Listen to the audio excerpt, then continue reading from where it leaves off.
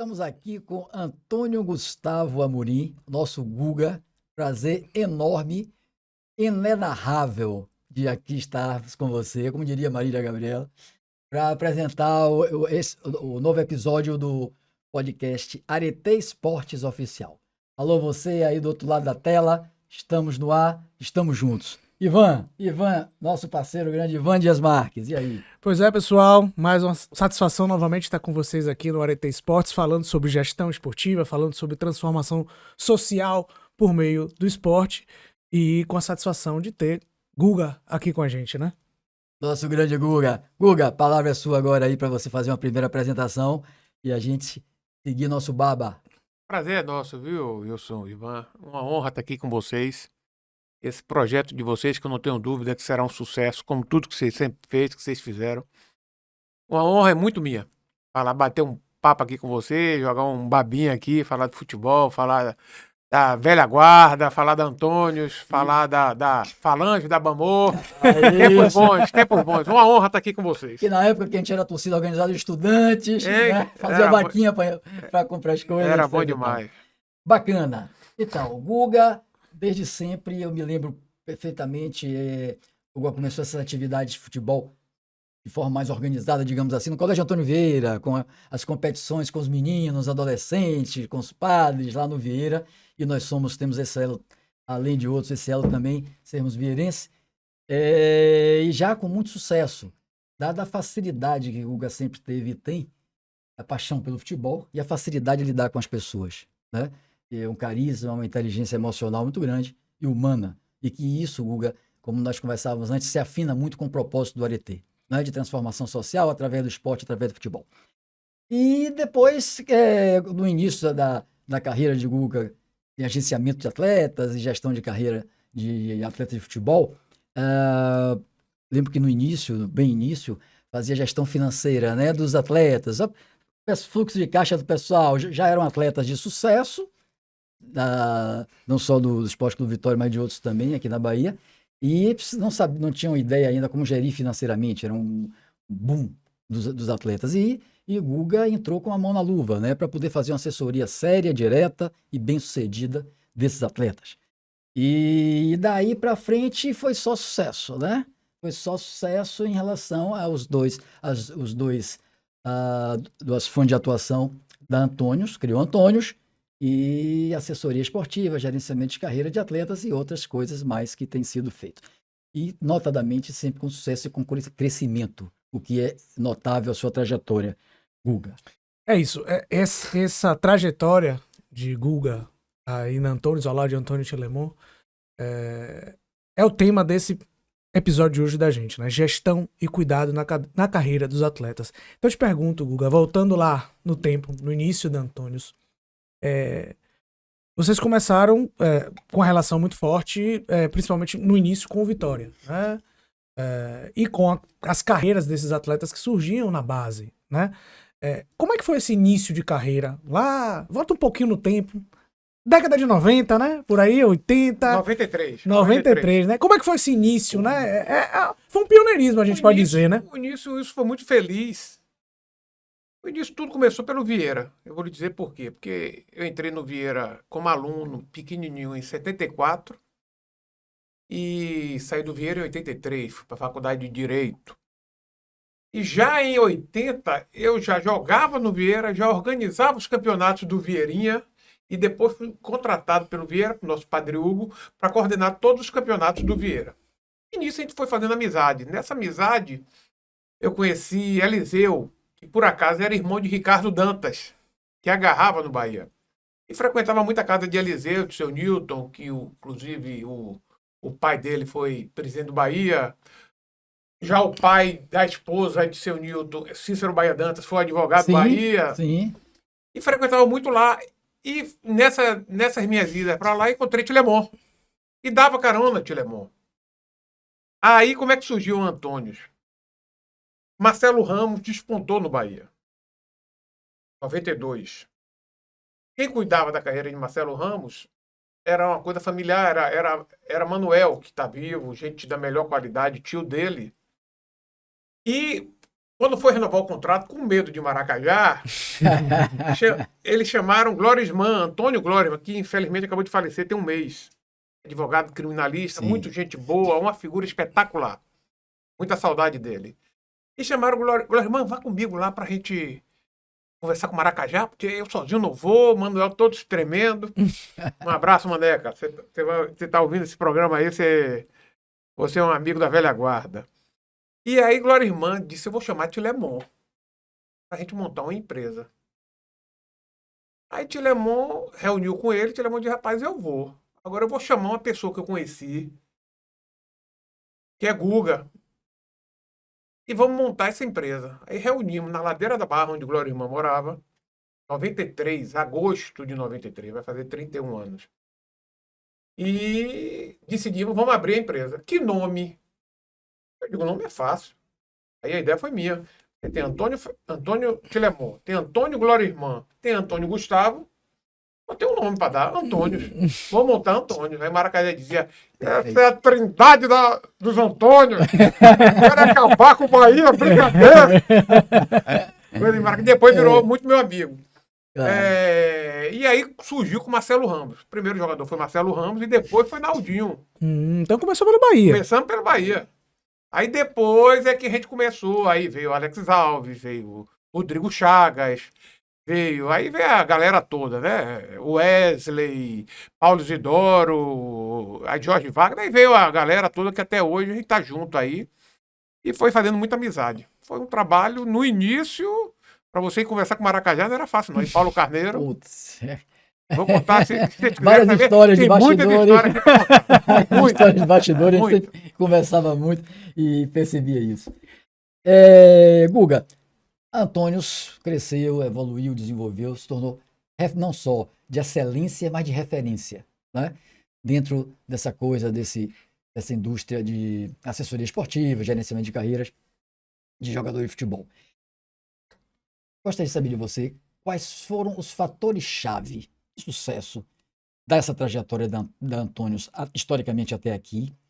O que é que o mercado hoje exige ou requer para que esse sucesso de empresas atuais aconteça? E projetando para o futuro, o que é que você acha que é importante? Que fatores são importantes para que haja uma futuridade nesse sucesso que é tão emblemático da Antônios? Saber ouvir e saber renovar. É fundamental. Primeiro ponto, hoje nós somos, Tilemon infelizmente saiu porque, Glorisman saiu logo em seguida, em 95, 96, porque ele passou no concurso da Caixa para advogado e achou que não tinha tempo de conciliar os dois. Eu digo, Glorisman, não saia, a gente está conversando, mas o negócio vai dar certo. Mas ele optou para ir para a Caixa, se tornou um grande advogado, principalmente depois criminalista, e ficou eu e Tilemon.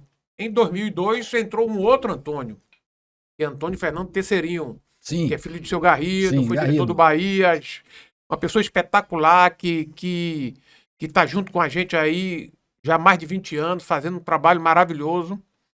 E hoje tem Guga, tem Tesserinho, tem Maurinho e tem Rodrigo, que é uma pessoa que representa lá fora, em Portugal, no Rio, que viaja nessa região aí para a gente colocar jogador.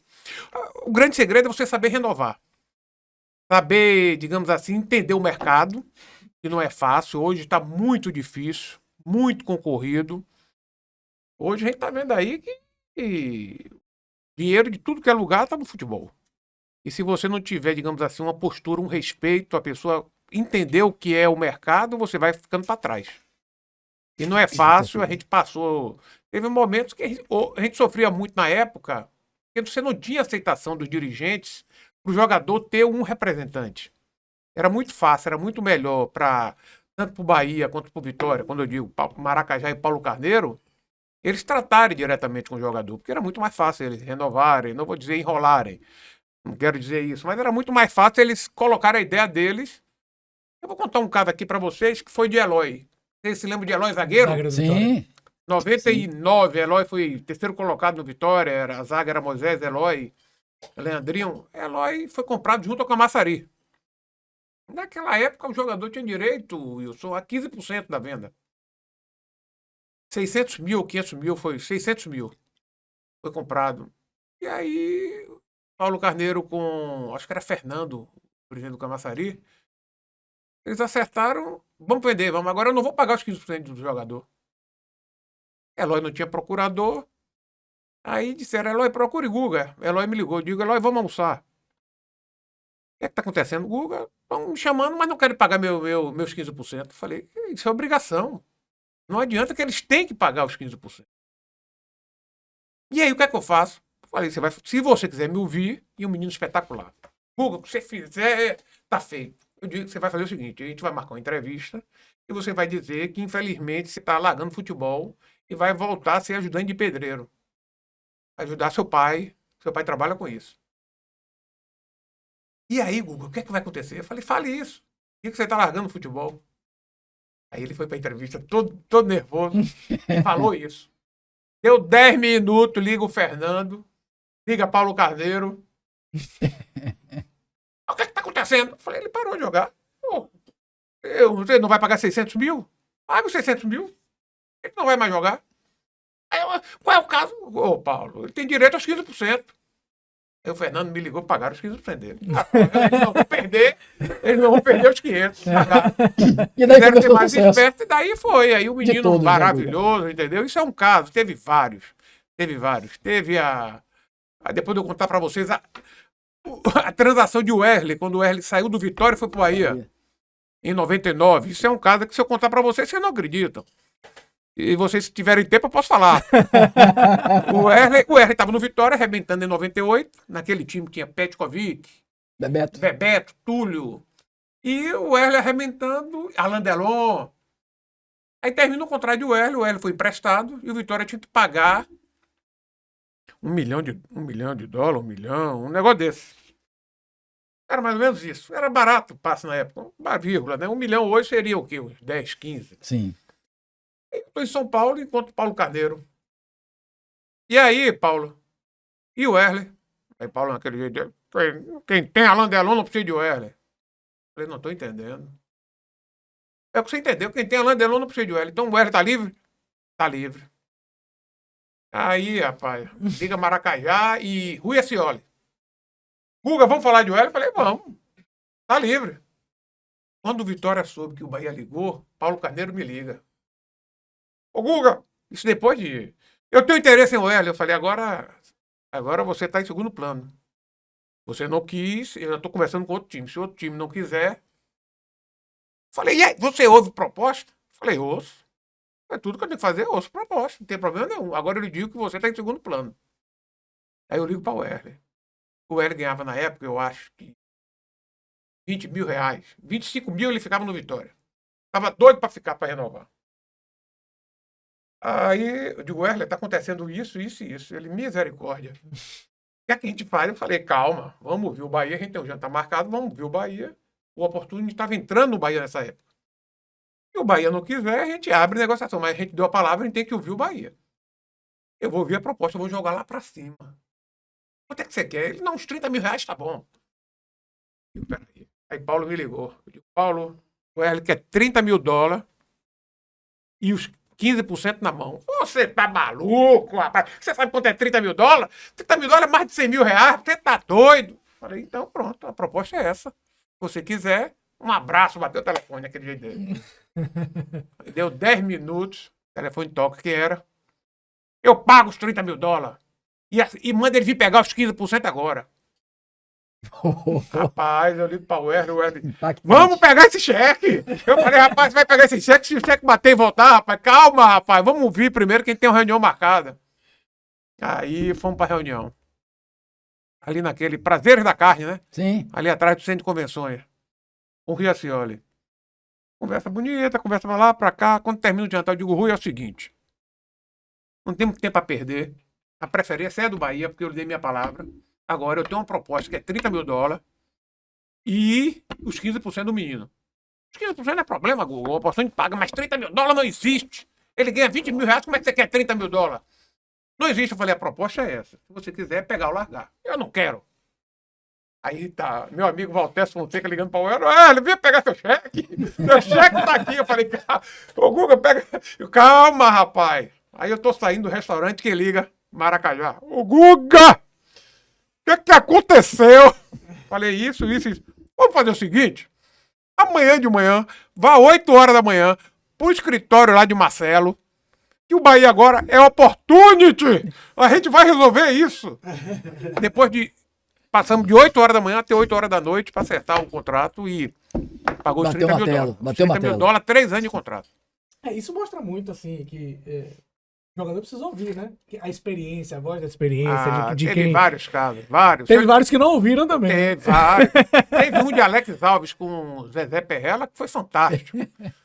Alex casado com Nádia França. Eu só vou pedir a você o seguinte, que a gente sabe muito bem, esses casos são espetaculares, mas nesse seja só um pouquinho mais breve.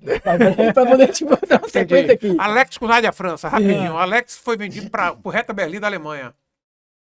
6, 9, 10, peraí. Tinha direito 6 milhões de euros, na época 6 milhões de dólares. Ele tinha direito a 1 milhão de... 7 milhões. Ele tinha direito a 1 milhão dos 15%. Zezé não queria dar, só queria dar 500 mil. E o Zezé, ele não vai, ele só vai por 1 milhão. Aí marquei uma reunião, chamei a Alex, a mulher veio junto, Nádia. Mas 500 mil é muito dinheiro. Falei, se 500 é muito, imagine 1 milhão. É o direito do menino, ele tem direito a 1 milhão. É a lei, é 15%. Mas 500 mil faz a independência dele. Falei, rapaz, tenha paciência, você tá morrendo de fome, tenha paciência. Vai resolver. Zezé Perrella é comerciante, Zezé Perrella vai jogar, mas não vai perder o negócio. Aí fomos pra reunião. Quando chegou na reunião, o alemão tava lá andando de um lado para outro. Zezé Perrella, ô Alex, eu já falei com o Guga, eu só posso dar os 500 mil. Aí Alex levantou e disse, quem resolve é Guga. Falei, então você já sabe, né, Zezé? É 1 milhão ou nada. Então é nada. Acabou o negócio. A mulher começou a dar chilique. Perdemos 500 mil. Falei, calma, tá negociando. Deu 2 horas da manhã, Zezé Perrella me ligou. Ô Guga, diga a Alex que eu vou pagar 1 milhão. De euro na época. Mas vamos lá. É isso mesmo. Eu imagino. Essa questão, inclusive, de salários que você citou aí, né? Você estava falando sobre salários. Houve recentemente o John Textor, né? Que é o dono do Botafogo, da SAF do Botafogo, falou sobre o assunto da questão do fair play de salários, né? Não é um fair play da venda, mas colocar um teto de salários, como acontece muito nas ligas americanas e tal. Queria que você desse a sua opinião acerca disso. Você acha que isso pode funcionar no Campeonato Brasileiro? Você acha uma boa ideia ou acha isso... Eu acho uma grande ideia. Porque senão você perde digamos assim, a concorrência. O texto falou, mas ele também tá gastando um bocado, né? Ele fala muito da boca para fora. Uhum. Mas o time dele, quanto ele gastou? Tem que ter, como tem na Premier League, tem que ter um limite. Você tem que gastar o que você arrecada. Vai gastar muito mais que você arrecada, até que você bote um valor a mais. Mas você não pode ter. Como é que você vai concorrer? O City vai gastar o que quer aqui, e aí? Não tem limite. Você tem que ter um limite até para saber a origem desse dinheiro, de onde vem, de onde vai. Porque você tá vendo o futebol hoje, como é que tá, né? Uhum. Cada dia mais entrando dinheiro que não tem origem, entrando coisas que acontecem que, infelizmente, vai perder o controle. Perdeu o controle. A gente tem que ter muito cuidado com isso, porque senão a gente já tá vendo as torcidas organizadas como é que estão. Inclusive, Guga, para não perder o controle, inclusive para não se perder a excelência do espetáculo, para não se perder a esportividade, para não se perder Exatamente. a paixão pelo futebol, né? Tão linda e que move milhões de pessoas. Oi, Inclusive, fazer um... O Wilson foi presidente da Bamô, eu fui da Falange Rubro-Negra. Nós éramos irmãos, amigos. A gente assistia jogo junto. Juntos. Coisa que não existe, mais, rapaz. Né? Eu assisti uma final de primeiro turno, você do outro lado da tela, acredite, viu? Assisti uma final de primeiro turno, o Vitória foi campeão, em 85, ao lado de Guga. Isso aí. É claro que eu não estava com camisa do Bahia. Claro. E assistimos o jogo até o final, depois saímos... Enfim, é outra coisa. E aí, um link ótimo, inclusive, para essa pergunta que eu vou te fazer agora. Humanização, porque isso é humanidade, isso é humanização, né? E o Arete Esportes, o propósito nosso é exatamente esse. Fantástico. Contribuir para a transformação social através de humanidades. E naturalmente que o futebol muito bem traduz isso. Guga, humanização na formação integral do atleta. Divisões de base, dos diversos clubes. Como é que você enxerga a viabilidade disso, né? Dada a necessidade tão grande, a necessidade já está posta e percebida. não só no Brasil, como fora dele. Vídeos, casos diversos, né, de violência, estupros e desvios sociais, etc. A gente não vai perder tempo aqui falando nessas coisas negativas. Porém, devemos estar atentos. Como é que você vê o processo de humanização nas divisões de base, na formação integral do atleta, quer seja no Brasil ou fora dele? Não tá fácil. Não tá fácil, eu vou lhe dizer por quê. Infelizmente, hoje no Brasil, a cada dia, um menino pobre tem uma ascensão, ou ele vai ser cantor, ou ele vai ser jogador, ou vai se envolver em coisa errada. Se você der a oportunidade, ele vai querer ser jogador. Se ele vai ser jogador, tem um longo caminho. Dos mil, 2.000 pessoas, jogadores meninos que tentam, 5% passa na peneira e olha lá. O resto fica para trás. Se você não tiver um preparo, se a gente não tiver um governo voltado para dar educação básica, para dar. O menino não pode estar jogando e não estar estudando. Tem que estar estudando, em todos os sentidos. A educação é a base de tudo, não só para futebol, mas para tudo. A gente só vai mudar esse país se a gente tiver uma educação forte. Não pode a Bahia estar em 18º lugar na educação. Não pode. Não pode. A educação é o segredo, é a solução de tudo. Passa pela educação. E eu acho que o jogador, os clubes, principalmente aqueles que cuidam da divisão de base, tem que estar voltado para isso. Se puder ter uma escola dentro da Toca do Leão, faça uma escola lá. Se o Bahia puder ter uma escola próximo lá em Dias Dávila, faça uma escola lá. Tem que estar voltado nisso. Você tem que dar um suporte ao jogador, porque o jogador vai com 12 anos, você acha que é um craque. 14 anos, acha que é um craque. Com 17 anos não deu certo. E aí? Para onde ele vai? E o que vai fazer o quê? E agora? Então, se o clube não tiver dando, digamos assim, uma oportunidade de acontecer alguma outra coisa na vida desse menino, vai para onde? Pois é, Guga, se passando por esse assunto, né, de tratamento humano, a gente lembra assim, a empresa Antunes é uma empresa de gerenciamento de carreira de jogador. Mas o lado pessoal dele não pode estar descoberto, né? Claro. A gente já viu aí diversos jogadores que aí no aspecto pessoal acabam fazendo atos, tomando decisões que acabam prejudicando a carreira dele, a imagem dele junto ao clube, a imagem dele junto ao torcedor. Então eu queria saber de você como é esse trabalho na Antunes. Como é que vocês fazem esse trabalho de gerenciamento, de gestão da vida pessoal do jogador? Claro que não dá para se interferir completamente, mas eu queria saber até onde vai esse papel de vocês, como é que vocês fazem esse gerenciamento? Conversar cara a cara. A gente viu agora no Vitória, né, que aconteceu já no profissional, com alguns jogadores que infelizmente nem estão mais no clube. É conversar, chamar cara a cara e mostrar a ele. Você tem esse caminho. Você tem esse caminho. Procure uma menina certa para se casar.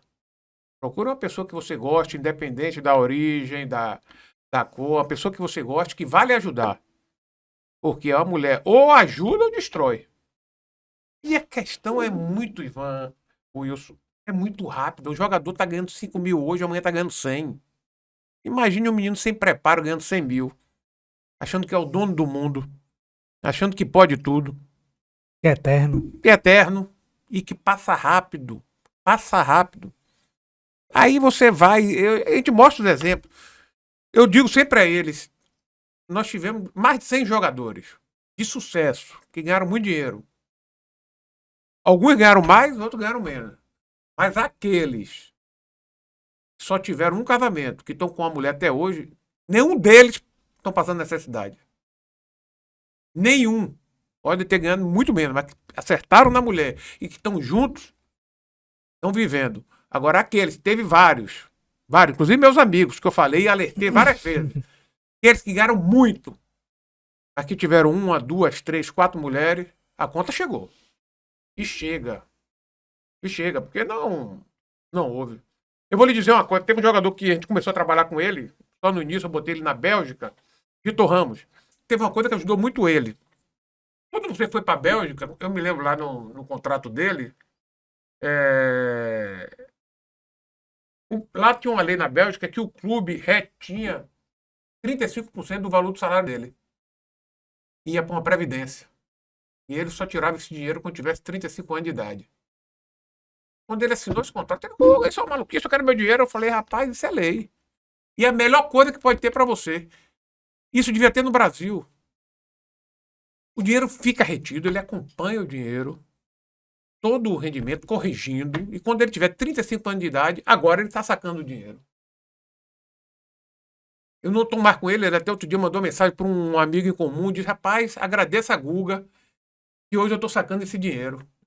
Imagina se no Brasil tivesse uma lei dessa, que todos os jogadores de futebol, 35% do salário, obrigatoriamente, tivesse numa carteira de previdência, bem administrada, logicamente. Você já pensou e o jogador só pudesse retirar esse dinheiro com 35 anos? Com 35 anos, o jogador já amadureceu, já passou por tudo de bom e de ruim. Se com 35 anos ele não amadureceu, aí... É Mas subjetivo, você né, já Guga? pensou esse dinheiro guardado? Estava resolvida a vida de todo mundo. Todo mundo. E teria deixado de ir para caminhos equivocados. Equivocado. Hoje está tirando uma bolada aí que esse dinheiro estava guardado lá, que ele nem mais lembrava. Você citou as mulheres dos jogadores, mas e a influência da família do jogador também é complicada? Também, né? Pai, mãe. Também. Hoje, pai e mãe, a maioria, eu acho que pai e mãe a gente sempre tem que ouvir, tem sempre que respeitar. Tem ninguém que gosta mais da gente do que a mãe. Agora, tem pai e tem mãe, né? Se os pais têm que entender também que não é o jogador começando agora que vai resolver a vida de todo mundo. O jogador tem a obrigação, acho que tem de ajudar o pai e a mãe? Tem, mas com limite. Porque senão não adianta ele ajudar agora e daqui a 10 anos ele não tem mais para ajudar. Então ele tem que ajudar. Agora os pais e mães hoje, a grande maioria de pai e mãe hoje é empresário de jogador. Tem pai e mãe que você vai para um jogo de base, escrito aqui, pai de João, pai de José, virou empresário. O mercado é a concorrência. Perfeito, Guga. Guga, diga pra gente aqui uma coisa. O tema dessa pergunta é evolução social, né? E qual é, afinal, o papel do jogador de futebol na contribuição para uma transformação humana, para a transformação social? Ele, jogador que representa tanta popularidade, que é tão amado, tão apaixonado, melhor, é tão amado e as pessoas são tão apaixonadas por ele. E socialmente, às vezes, existe uma certa deficiência de posicionamento dos atletas. Como é que você vê, Guga, por que caminhos, ou como é que você enxerga isso, as possibilidades da contribuição do atleta de futebol tão popular para nessa vertente da transformação, da evolução social? Esse é exemplo, né? Esse é exemplo. O atleta foi exemplo. Você vê, o Cristiano Ronaldo é um exemplo positivo. Um atleta na acepção da palavra, um Zico, um Messi. Agora, tem outros que não são, né? O atleta tem que ser um exemplo. Hoje, o Wilson, na nossa época, influenciador, quem era seu influenciador? Era seu professor, era um cientista, era um historiador, entendeu? Um amigo da família. Um amigo da família, um cara que era o seu pai, um cara, pai, mãe. pô. Hoje o influenciador é qualquer pessoa. O cara é influência. O cara começa a falar um bocado de besteira, tem 10 milhões de pessoas acompanhando. Pronto, a nossa juventude vai atrás disso. E aí? O atleta tem que ser um exemplo, tem que mostrar a ele. Quantas pessoas um atleta influencia, Wilson? Milhares e milhares Hein, e milhares e milhões. Milhões. Não tem jeito. Se o cara não for um exemplo, mas para ele ser um exemplo, ele tem que ter uma base, ele tem que ter uma estrutura por trás. Ele tem que ter um pai e a mãe, ele tem que ter um empresário que mostre a ele o caminho. Ele tem que querer. E tudo isso passa por uma educação. O menino tem que estar com 7 anos de idade, o menino já tem que estar na escola. Tem que estar jogando num turno, tem que estar treinando, estudando no outro. Tem que ter, senão não adianta. Senão, quando ele tiver 15 anos pegando dinheiro, se prepare que vai ter a confusão. Vai ter a confusão. É isso, não adianta só se capacitar com a bola no pé, né? Precisa capacitar a cabeça, precisa capacitar para exercer o papel que ele tem como jogador, né? O papel dele não é só dentro do campo, né? É o papel de influenciar o torcedor, é um papel de mostrar o caminho, de mostrar o caminho, né? De querer, digamos assim, quantos outros jogadores estão vindo aí seguindo o exemplo dele? E se posicionar positivamente, não precisa você criticar, Exatamente. nem denegrir a imagem de ninguém. Pra quê? Mas posicionar-se enquanto cidadão. Exatamente. Porque muitos vão segui-lo. pelo melhor exemplo. Né, Guga? Exatamente. Então não ser omisso. Você vê isso em outras modalidades, sobretudo fora do país. Né? Verdade. Mas no Brasil já está melhorando em outras modalidades. E o futebol que é o mais popular, que reúne tanta gente, milhões e milhões e milhões e milhões de torcedores, de fãs, não é? Um posicionamento mais afetivo através desses caminhos. Eu acho que você citou já a educação aí em várias de suas falas, e realmente, inclusive, nós viemos até no carro conversando, vira, rola e mexe, se falar disso, porque educação, o caminho da educação não é antigo nem é novo, é eterno. Como diria, é inexorável, você não pode fugir dele. Não tem outro Né? caminho. Não tem outro caminho. Não Pra tem, qualquer não coisa. tem um país que mude se não tiver a educação. A educação básica, se não investir em educação, esqueça. Ainda mais no mundo que a gente está vivendo hoje, no Brasil que a gente está vivendo hoje, e cada dia é pior. Guga, você falando de divisões de base, eu lembro de um projeto recente do Antônio, vamos dizer assim, que é essa parceria com o Estrela de Março. Fez o Estrela de Março ressurgir, né? Um clube que estava meio esquecido e tal. Já há muito tempo fez o Estrela de Março surgir como um trabalho que começou ali nas divisões de base das menores categorias, foi subindo. E nesse ano de 2024, o Estrela de Março fez uma ótima campanha no Baiano Sub-20 e se classificou para a Copa São Paulo de 2025. Queria que você falasse como é esse projeto e os objetivos da Antônios com o Estrela de Março, principalmente a médio e longo prazo. Tem que parabenizar o trabalho de Éder. Éder está fazendo um trabalho muito bom no Estrela. É um trabalho em que te busca revelar jogadores. O Vitória já virou freguês da gente na base. Esse ano, quantas partidas, Augusto? Jogamos 4, ganhamos 3 e perdemos uma só. Tomaram chocolate. Eu disse a Fábio Mota que o Fábio Mota estava nervoso, porque eu gasto 50 milhões, vocês gastam 5 mil e ganham do meu time. É competência. Você tem que saber procurar, você tem que saber fazer. Embora o Vitória esteja melhorando muito. A gente brinca assim, mas está melhorando muito a divisão de base do Vitória. A questão do Estrela. Estrela foi um clube tradicional, né? Que depois praticamente acabou. Aí surgiu a possibilidade digamos assim, da Antônios fazer uma parceria com o clube e hoje a gente está muito satisfeito. Não é fácil, é um trabalho que você envolve muita criança. E eu sempre falo com o Éder, é fundamental que essas crianças estejam estudando, é fundamental que você acompanhe isso, porque, Éder, você tem lá 50, 60 meninos, você sabe que daí 5 vão virar. Os outros precisam ter um caminho na vida. Entendeu? E eu acho que tem tudo para dar certo. E nessa campanha da Copa São Paulo agora, vamos ver. Ele está disputando agora o campeonato Sub-15, Sub-17, está muito bem colocado. Eu acho que tem tudo para um projeto. Você pensa, Guga, em disputar profissional? Essa é a pergunta. É complicado. É complicado porque é um custo muito grande. Eu não gosto de fazer nada que a gente não possa estar junto e cumprindo. Agora, a tendência natural, daqui a pouco aparece um investidor, alguém interessado, a gente vai junto tocar nisso aí. Mas a base é que é o nosso propósito hoje em dia. O Estrela tem revelado muitos jogadores e vocês têm conseguido colocar esses jogadores em diversos clubes do país, clubes da primeira divisão. Tem, né? Tem vários. Tem no Palmeiras, tem muito no Bahia, tem muito no Vitória, tem no Cruzeiro, tem no Atlético, tem no Sport, tem vários jogadores.